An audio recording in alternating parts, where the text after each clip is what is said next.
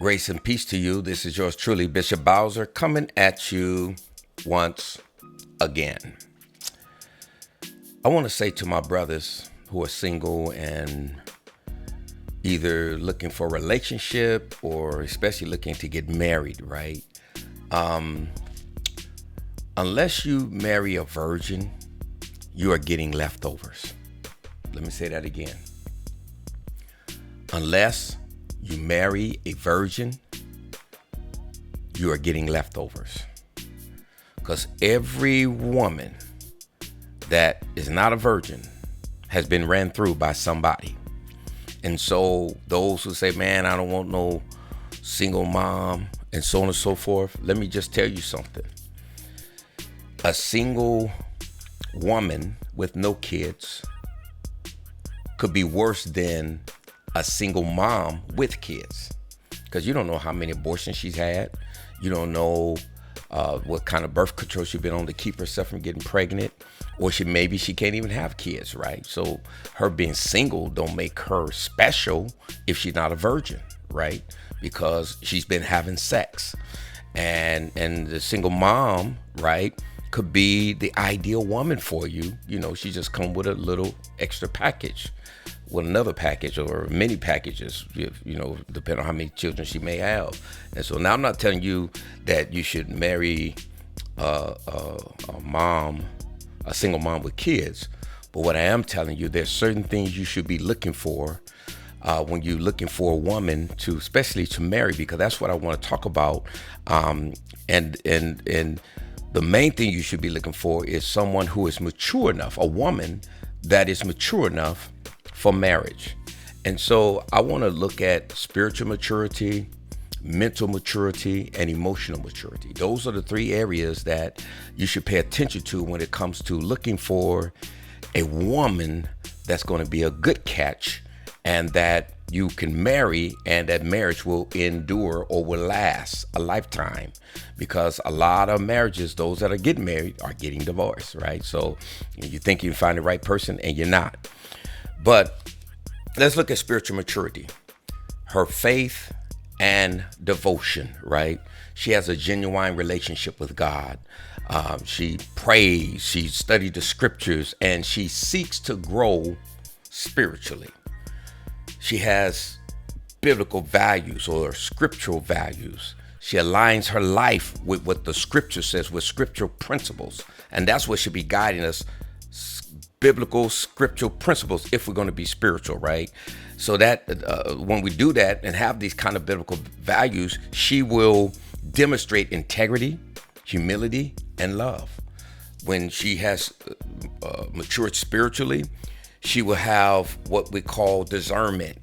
She can discern God's will and make decisions based on divine or biblical wisdom.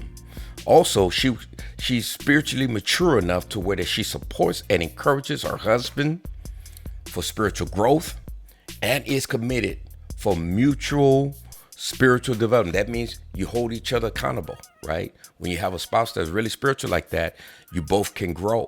And so then when we look at the mental maturity of a woman, you know, you want to look at her wisdom and her sound judgment. You know, can she think critically and evaluate situations wisely and avoid impulsive behaviors, right?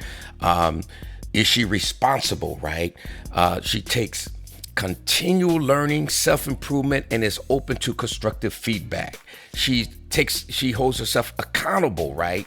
And for her actions, and make the right decisions. Or if she make wrong decisions, she holds herself accountable for that, right? Let us look at emotional maturity. Her self-awareness. She understands her feelings and strength and weaknesses, and watch this, triggers, right? When a woman is emotionally mature, she has emotional stability. What does that mean? She maintains composure, right? During stress and conflict and disappointment. She ain't, I'm leaving you, I'm out of here. She ain't gonna be doing those type of things. She has healthy communication, right? She maintains composure, and she expresses her feelings honestly and listens actively without being defensive, right?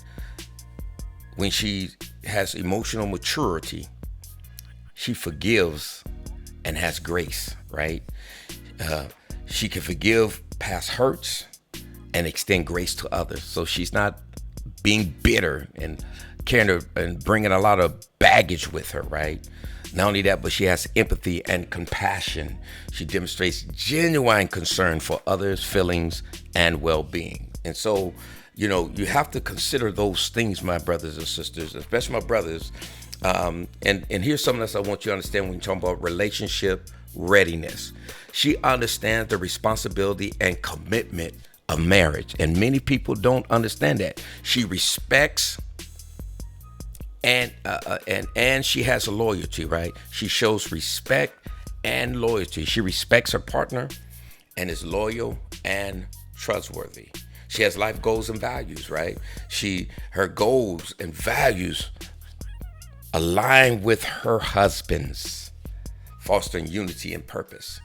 And let me just say this in my closing, is that people like Kevin Samuels, and may he rest in peace, and I liked him, he said a lot of good things, but he was supposed to be a Christian, and many times he was misleading the women, for especially those who were saying that they were going to wait till marriage, and he was telling them because they might have children or they might be old or whatever, they're going to have to give it up to the man because the man ain't going to want them, and so on and so forth. Well, let them go on. Let them move on, right? Because you should save yourself until you get married. And I'm not telling you something to do that I didn't do. I did not have sex with my wife until I got married. I've been married 39 years. And July 5th, 2025 will be 39 years. That's 1 month away. And God has truly blessed my marriage. And so, brothers, don't get caught up in whether she got children, don't have children. And unless she's a virgin, then you got a virgin, you got a good catch. Now, the last thing I would say in regards to that is that when you talk about virgins or young women, I'm 62, and so men that are 40, 50, and in their 60s, maybe even 30s, but especially 40s, 50s, and 60s, many you're trying to look for a younger woman. But for me, I got married at the age of 24 on my birthday, and my wife was 21. And I had to break her. It took a lot of training, a lot of work to get her to where I wanted her to be. And so at this level in life, I don't want to, if something happened to my wife and I was available to get married, I don't want to get a woman that I got to go through all that again. She got to jump in and be ready, right? And I don't care if she have children or even grandchildren, because I have children and grandchildren. But I hope I said something that will resonate with you all and help you to understand that marriage is something that is spiritual, mental, emotional maturity levels that you should be looking for in a woman. And quit getting caught up in whether she have children or don't have children, right? Because many of you, and let me just say this, many of you don't want to get married, but you want the benefits of marriage, and that's sex. And so if you really do it the right way, then you'll wait till you get married. God bless you.